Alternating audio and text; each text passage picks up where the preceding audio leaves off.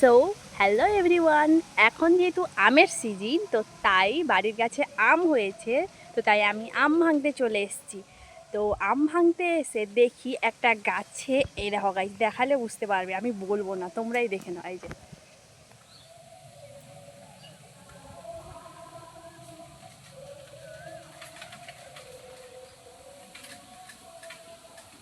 মানে একটা থোবাতে পাঁচটা আম হয়েছে, আমি দেখেই তো অবাক।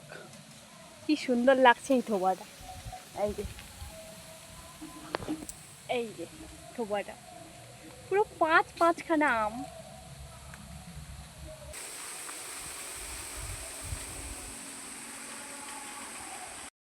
তো চলো বেশি না কথা বলে এবার আমটা কেটে ফেলি। তুলি মেলে আমটাকে এইভাবে কুচু কুচু করে কেটে ফেললাম। তো সব আম এরকম কুচু কুচু করে কেটে ফেলবে, খোসা যাতে না ছাড়ানো হয়, খোসা সহ। আর তার সঙ্গে দিতে হবে এই গাজর, যেহেতু এটা মিক্সড আচার হচ্ছে, মানে মিক্সড টক আচার হচ্ছে। তো গাজরগুলো এইভাবে তুলি মেরে কেটে নিয়েছি কুচু কুচু করে। আর এটা হচ্ছে আম আদা। বারে বারে আমি ভিডিও করতে গিয়ে আমার মেয়ে এরকম সামনে হাত দিয়ে এসছে। তো যাই হোক, তুলি মেরে এই আম আদাটাকেও একটু কেটে নিয়েছি। আম আদাটা কী হচ্ছে, আচারে দিলে তার গন্ধটা একটু আলাদা রকম লাগে, মানে খুব ভালো একটা মিষ্টি গন্ধ পাওয়া যায়। তো তোমরা এটা দিতেও পারো, নাও দিতে পারো, ওটা অপশনাল। আমার ভালো লাগে ফ্লেভারটা, তো তাই আমি দিয়েছি। তো এই সবগুলো একসঙ্গে ভালো করে ধুয়ে জল ঝরিয়ে নেব। তো তারপর কী করবো, এখানে একটা মশলা করতে হবে। সেই মশলাটা হচ্ছে মৌরি, মানে সাদা সরিষা, কালো সরিষা আর পানমৌরি। চাইলে একটু ধনেও দিতে পারো, গোটা ধনে নাও দিতে পারো, ওটা অপশনাল। তারপর কি করব, ওগুলো হালকা ব্রাউন কালার ভেজে নিয়ে এভাবে গুঁড়ো করে নিতে হবে। তো আমি গুঁড়ো করে নিয়েছি। তারপর একটা বড় থালার মধ্যে, যেখানে মশলাগুলো সব অ্যাড করব, সেই রকম একটা বড় পাত্র নিয়ে নিতে হবে। তো আমি একটা বড় থালা নিয়ে নিয়েছি। এই থালার মধ্যে কি করতে হবে, সেই আগে থেকে যে কুচানো আম, আদা, গাজর, আম সবগুলোকে একসঙ্গে হালকা হলুদ মাখিয়ে নিতে হবে। তারপরে এই আমগুলোকে মানে 5-10 মিনিটের জন্য রোদে বসিয়ে রাখবে। তারপরে তুলে এনে সেটাকে এই থালাতে রেখে দিয়েছি আমি। তারপরে এর মধ্যে একে একে অ্যাড করব লবণ দেব, যেহেতু এটা টক আম, তো তাই একটু পরিমাণ মতো লবণ দিলাম।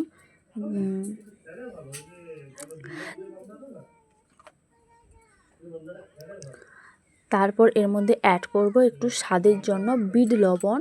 বিট লবণটা একটু দিলে কি হয়, একটু স্বাদটা আলাদা, মানে এমনি লবণের থেকে বিট লবণটা দিলে একটু স্বাদটা ভালো আসে। তো আমি এটা বিট লবণ 2 প্যাকেট দিয়ে দিচ্ছি।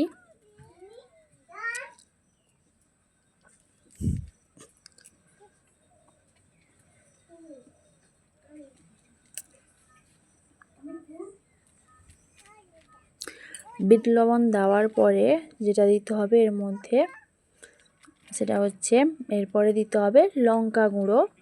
যেহেতু একটু কালার দরকার, কালারফুল দরকার, তো তাই একটু লঙ্কা গুঁড়ো অ্যাড করব।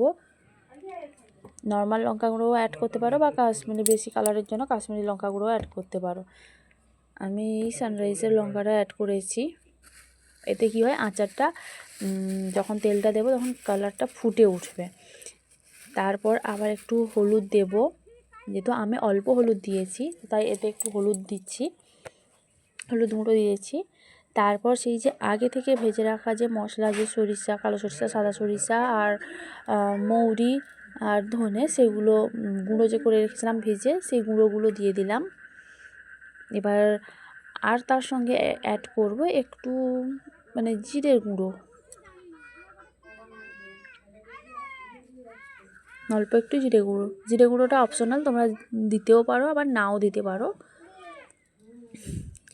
তারপর ভালোভাবে এগুলো একটা চামচের সাহায্যে ম্যারিনেট করে নেবে। তো আমি হাত দিয়ে ভালোভাবে ম্যারিনেট হবে ওই ভেবে আমি হাত দিয়েই ম্যারিনেট করে নিচ্ছি। এর মধ্যে পারলে আরও কাঁচা লঙ্কা কয়েকটা দেবে, যেটা একটু মিক্সড আচার না, তো আমি কয়েকটা কাঁচা লঙ্কা অ্যাড করছি।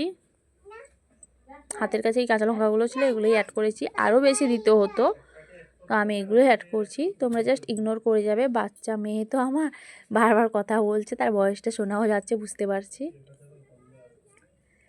যখনই কোনো এডিট করি ও কাছাকাছি থাকে, চিৎকার করে।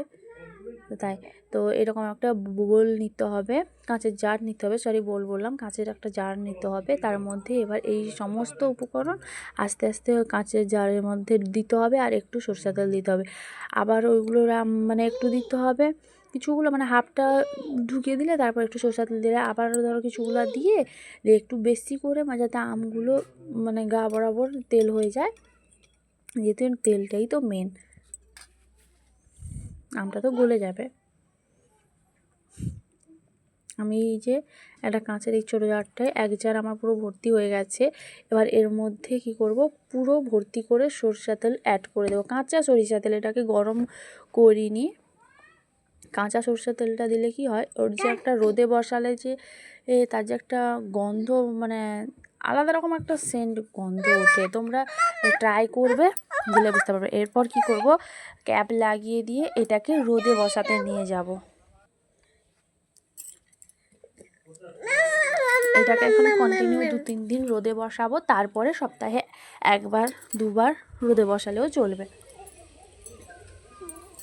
মানে মাঝের মধ্যে এরকম করতে করতে মাঝের মধ্যে। তোমাদের যদি এই রেসিপিটা ভালো লাগে তো অবশ্যই তোমরা লাইক করবে, কমেন্ট করবে, অ্যান্ড শেয়ার করবে, অ্যান্ড সাবস্ক্রাইব করবে। সবাই